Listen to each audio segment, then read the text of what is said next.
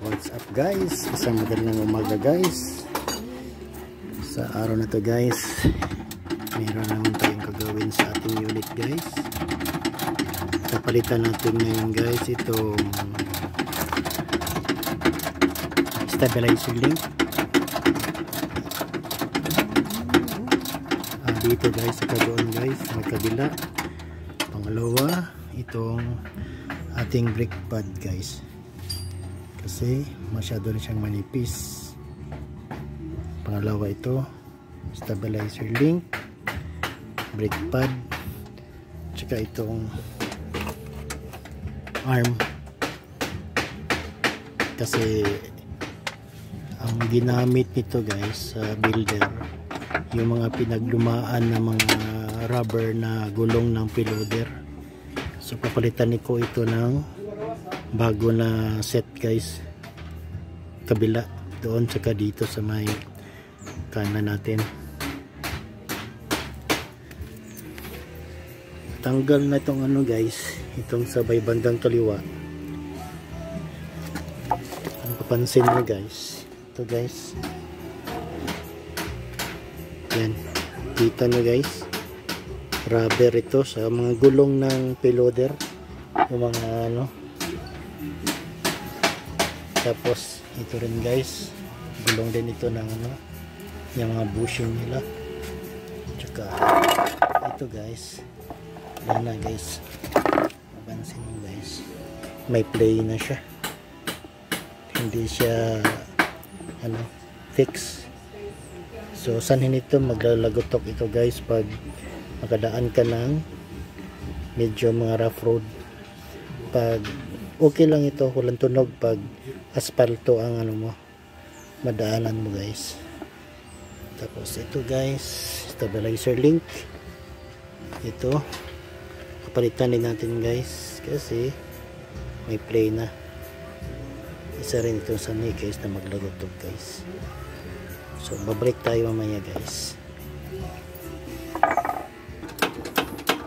So guys, ito na guys, ito yung bagong set na bibili natin guys para ipalit natin doon sa lumang swing arm guys. So makikita nyo ito guys, brand new talaga ito guys. Yan,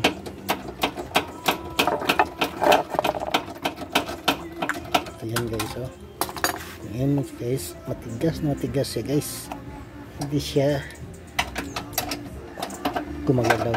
So ibig sabihin pulido talaga siya, bago.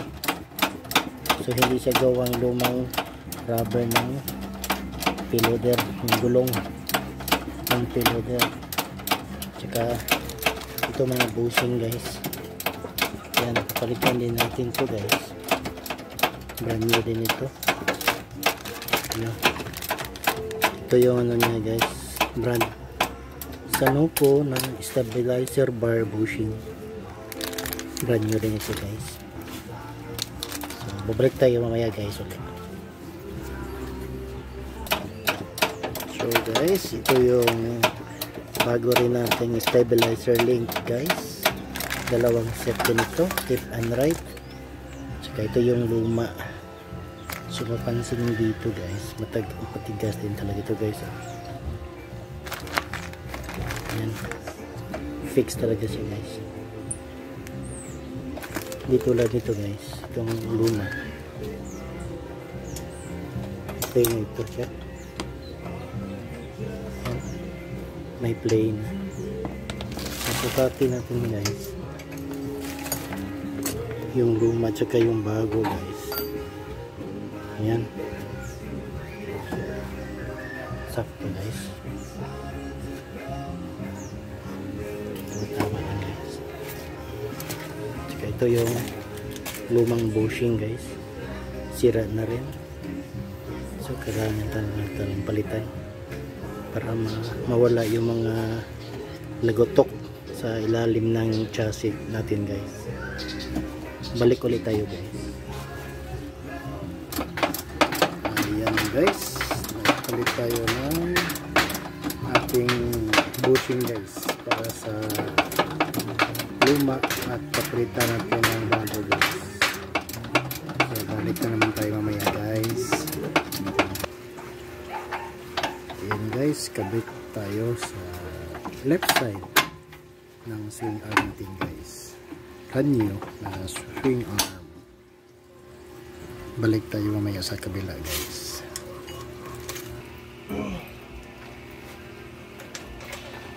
So ayan guys, naikabit na natin yung left side na swing arm guys. So stable na yan guys. Lipat na naman tayo sa kabila guys. Ito guys, ito yung bagong brake pads natin guys.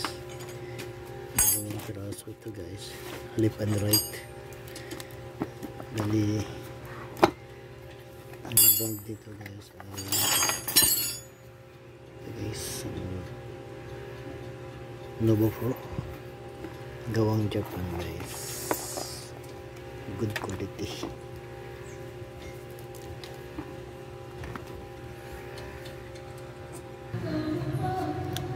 Tsaka guys, palit din tayo sa ating brake pads guys. May kabita doon guys, 2 piraso guys, kasi pod na rin guys yung luma, kailangan talagang palitan. So balik tayo guys. Tsaka guys, ito guys, importante rin ito guys, na sa tuwing magpapalit tayo ng brake pads, dapat din naka-repack ito guys. Malagyan talaga ito ng garasa, kasi pag hindi ito malagyan ng garasa, pag tinanggal mo ito guys, medyo may mga kalawang na, tsaka wala ng garasa ang laman nito guys. So kailangan talaga na pagpalit ka ng brake pads, dapat ito naka-repack dito guys, para mawala yung tunog, ingay sa brake dito. So yung sa kabila guys, tapos na yung nakabit, yung ito na naman ang ano na, tsaka itong swing arm nito guys, papalitan ko rin ito guys. So balik tayo naman ulit mamaya guys. Ito yung lumang brake pads natin guys, sa left side portion ng ating unit guys. So galing pa ito sa Japan guys, original talaga ito. So ito yung luma, papalitan ito natin. Ay kabit na yung dalawa guys na brand new, bago. So balik tayo guys. Tapos na yun guys, kabit na yun lahat guys. Yung swing arm, bushing, stabilizer link, tapos yung brake pads. Balik tayo sa kabila guys. Up. So yan guys, makikita mo guys, baliktad kasi pagkakabit guys ang bolt guys. Supposed to be itong bolt dito guys, dapat nandito yan guys. Yan. So mali ang pagkakabit nito guys. Tulad din yan lang sa ano guys, yan sa may ano guys, yung dapat yung bolt guys nasa ilalim, yung ulo nasa taas, baliktad din yan guys.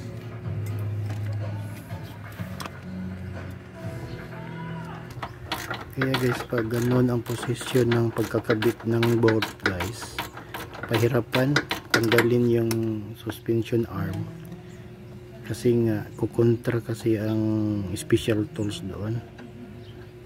So tiyagaan talaga bago siya matanggal. Di tulad nung pag nasa itaas sana yung ulo ng bolt, mas madali. Katulad din doon, kitang kita yun, para hindi siya babara sa ano, sa mga tubo, sa pahirapan pag ganun ang pagkataon. Buti na lang at magaling itong mekaniko guys, na agapan niya kagad at nagagawa ng paraan para matanggal natin yung maling pagkakabit ng bolt sa suspension arm. So balikan natin ito mamaya guys. So guys, ito yung portion ng swing arm sa bandang right side. Katulad din nung sa left side guys, kung makikita mo guys, gawa lang siya sa guma lang, mga retaso ng gulong ng payloader guys. ito yung kinabit, tsaka ito. Ayan. So hindi siya pulido talaga guys, darating at darating din talaga guys, masisira talaga siya. Tsaka ito naman niya, itong ball joint niya katulad din sa kabila, may plane na yan.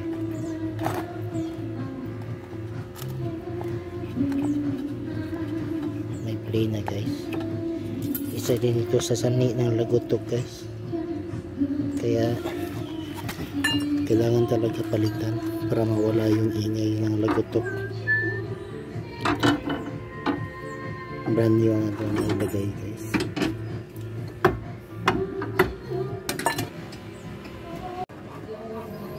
Guys, malapit na matapos ang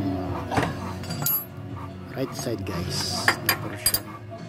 May kabit na yung suspension arm, stabilizer link.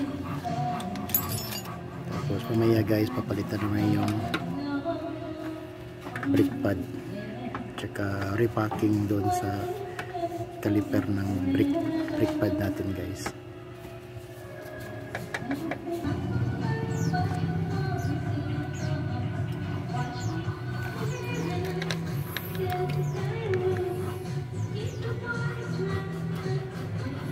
Repack guys na brake caliper. Natutuyo na siya guys, kailangan siya lagyan ng garasa para iwas din magtunog.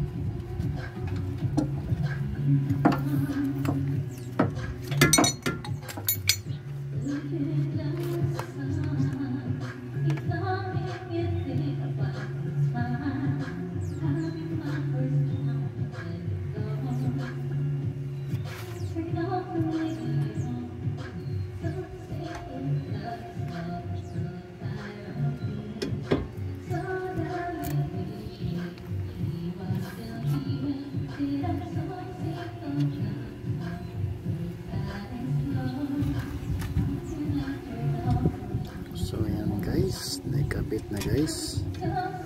So madali lang pala guys, basta kuha mo na yung sequence sa pagpalit ng brake pads saka pag-packing ng brake caliper guys. Balik tayo mamaya guys. Kanito nylon na mo same sa ani equal. Nato equal ito front and rear niya na side sa ligid. Tapos dere mo niya tong i-equal. Okay. So guys, ang ginagawa namin yun guys ay manual wheel alignment guys. Isang ano din na napalitan natin yung suspension arm, yung bushing, yung stabilizer link at brake pads para makuha natin yung ano guys, para hindi magkaroon ng imbalance yung gulong natin guys. So i-wheel alignment natin guys. Balik tayo mamaya guys. So ayan guys, yun okay na, gano'n mong ligid brand new pa, hindi pa na basta-basta mo buto. Yan pa, setting sa wheel alignment guys.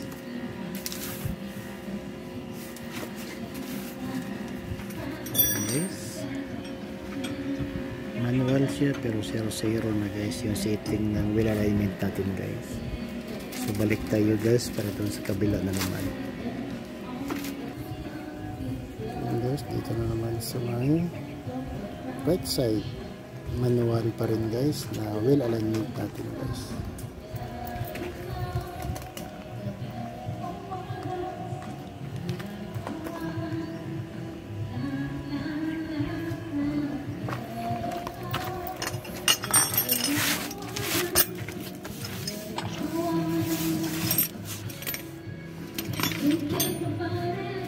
Yan guys, adjust natin yan guys para mag-label din guys.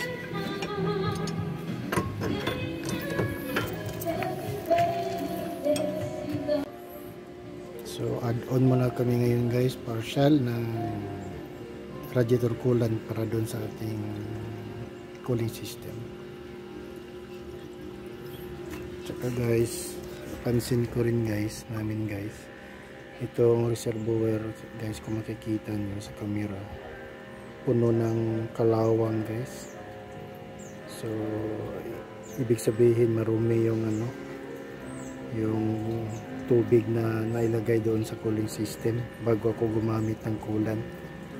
So mabuti na lang guys at naagapan namin ito ngayon at purong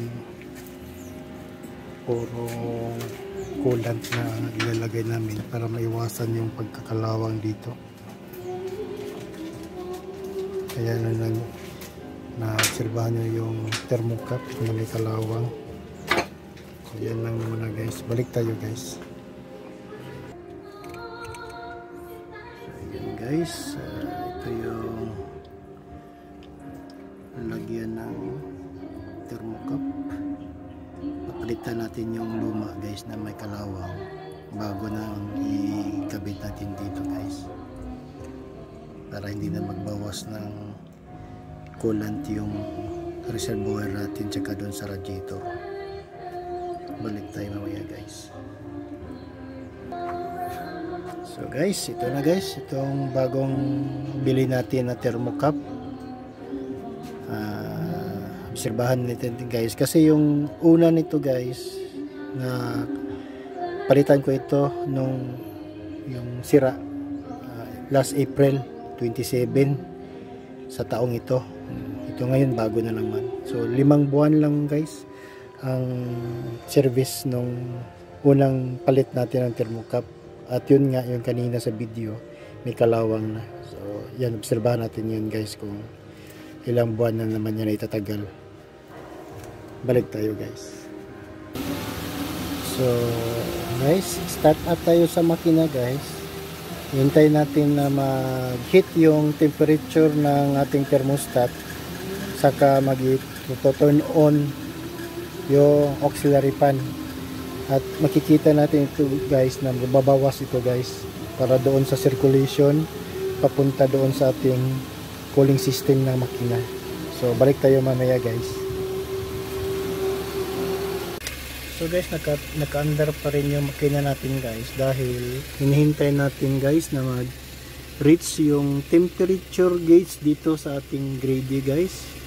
Yan. So ngayon guys, nasa yung init ng makina ay nasa 75 degrees Celsius guys.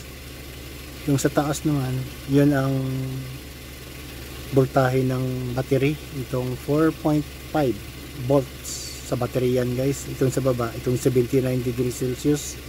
Ito yung init ng makina sa ating engine block. Hintayin natin guys na mag-reach siya sa 88 degrees Celsius bago natin tingnan yung radiator natin, yung coolant, kusa ba siyang maubos, tapos magre-refill tayo guys. So balik tayo guys pag mag-reach siya ng 88 at hintayin natin mag-start up yung auxiliary fan. Balik tayo mamaya guys. Saka ito guys, yan guys, nandito na tayo sa engine guys. Makikita mo guys na may portion dyan na coolant guys. Sa babaw yan ng radiator. Sa reading natin kanina guys, meron na tayong 79 degrees Celsius, pero tingnan mo guys, makikita natin na nagsusustain talaga yung coolant sa init guys. Tingnan mo, kasi pag ordinary tubig lang yan guys, sa sobrang init na, almost 15 minutes na tayo nagpaandar ng makina, mag-evaporate na yung tubig guys. Pero itong coolant, sa tingin, kung titingnan natin guys, nandyan pa rin hindi pa rin nag-evaporate. So tested talaga pag ang nilagay natin ay itong coolant guys sa ating mga radiator natin. Yan, tested talaga. So hintayin natin guys na mag-on yung auxiliary fan guys para mag-refill tayo dito.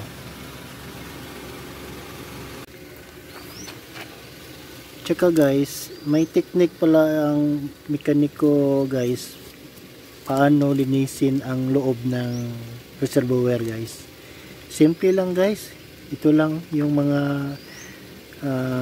maliliit na bato tsaka buhangin, ilagay dito sa loob guys, tapos imimix yan guys, katulad ng ginawa ni Kent guys, para madali matanggal yung mga kumakapit na kalawang sa loob ng reservoir guys. Lahat ng sasakyan guys na may reservoir, check na may kalawang yun guys. Pero ito yung technique guys kung paano lilinisin yung loob ng reservoir tank. Banlawan lang ito ang maigi sa malinis na tubig at kusang matatanggal yung mga kalawang dyan guys. Balik tayo mamaya guys. Tsaka guys, binalikan natin itong radiator. Kanina guys, puno ito. Pero malapit na siya sa heating temperature niya doon guys, sa ating grade temperature. Malapit na siya sa 87 degrees Celsius. Kaya kusa na siya nagsisirculate doon sa ilalim ng ating engine block or engine cooling system natin guys. So mamaya guys, dadagdagan natin to guys hanggang sa mapuno ito at mawala yung mga bubble at magsimula na rin mag-andar ang auxiliary fan ng natin, radiator natin. Balik tayo mamaya guys. So guys, makikita natin guys sa temperature natin ngayon guys ay nasa 86 degrees Celsius. So magti-trigger ang auxiliary fans guys pag umabot yan ng 87 or 88 degrees Celsius. Under yung auxiliary fan at magre-refill ulit tayo ng engine coolant doon sa radiator para makumpleto yung buong treatment natin sa ating engine cooling system guys. Balik tayo guys. Guys, ito yung kanina na guys. Kanina guys, may video tayo. Puno yan lang guys, kalawang yan dyan. Yan. Ngayon guys, nilagyan natin ng buhangin. Saka hinugasan ng maigi ng waling para matanggal yung guys. So ito yung guys. Yan. Malinis na guys.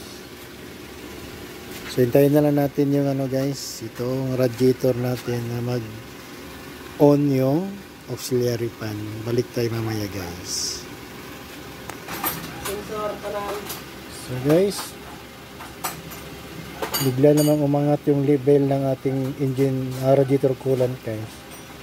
Sa grade temperature guys, nasa 94 degrees Celsius na. So kunti na lang guys at magsimula ng mag-andar ang ating auxiliary fan guys. Hintay pa tayo ng kunti guys. Balik tayo guys.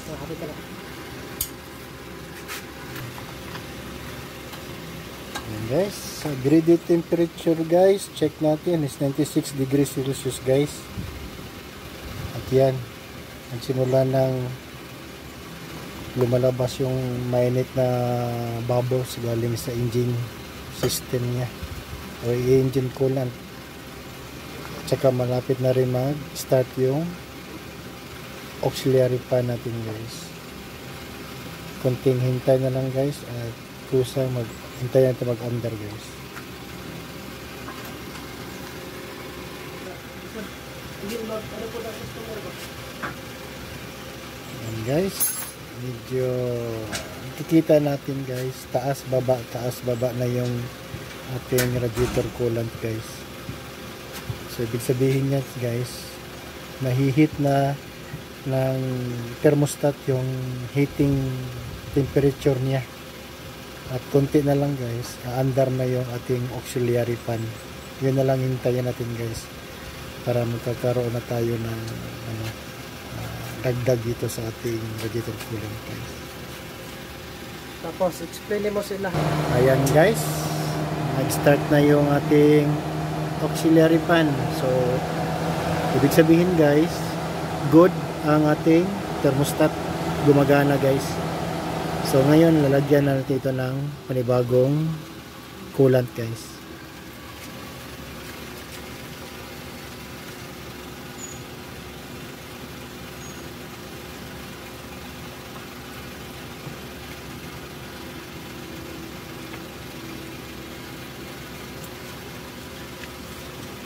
Ayan guys. So hintayin na naman natin guys para sa pangalawang andar ng auxiliary fan. Ayan guys, second start ng ating auxiliary fan. So nagsisirculate na naman itong laman dito kanina guys. Nagsisirculate na naman doon sa ating cooling system guys. So dagdagan na naman natin ito guys. Sige, patayin na ito. Ikatuluha para ma-perfect na ito. Ubantay.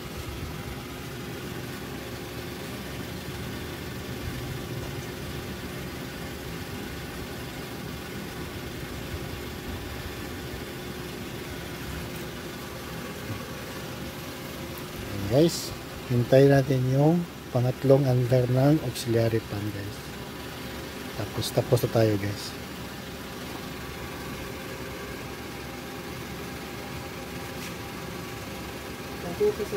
Okay. Yan guys, hintayin natin ang pangatlong andar ng ating auxiliary fan at tapos na tayo guys sa ating cooling system sa engine, bagong sali na coolant, radiator coolant. Yung sobra guys, ilagay natin dito sa ating bagong linis naman na coolant reservoir guys. Yan guys, hintayin na lang natin guys.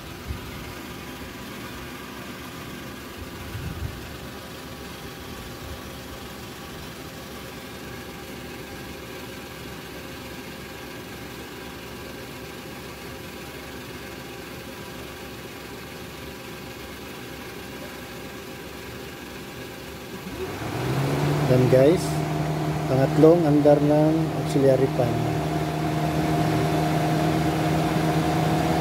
Napunta na naman yung laman dito guys sa ating engine block o sa ating engine cooling system guys. So dagdagan naman ito guys. Last na ito guys.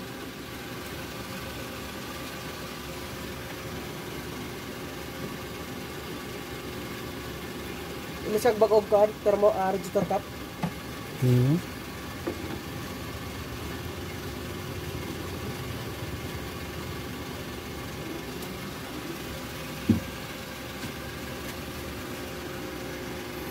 Ayan guys.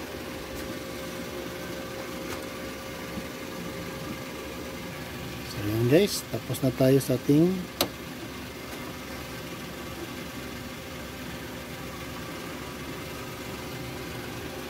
cooling system guys. Tapos gagawin natin yung sobra dito sa ating reservoir guys. Hindi masyado puno guys kasi may label naman yan kung hanggang saan lang yung label niya, para sakali kung may sobra dito sa ano niya, doon yung papunta sa bypass, papunta doon sa ating reservoir. So thank you guys. Marami tayong nalalaman ng mga idea o technique guys sa paano ang proper na pagbi-bleed ng ating cooling system pati na rin yung pag-align sa ating manual wheel alignment, pagkabit kanina sa suspension arm, stabilizer link, tsaka bushing, tsaka brake pads. So yan guys, ready to go na guys.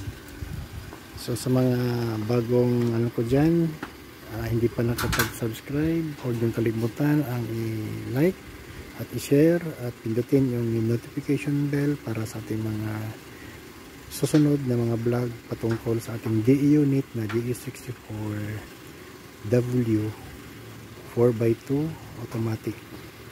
Hanggang sa sunod guys, ingat palagi, be happy and be healthy. Bye bye.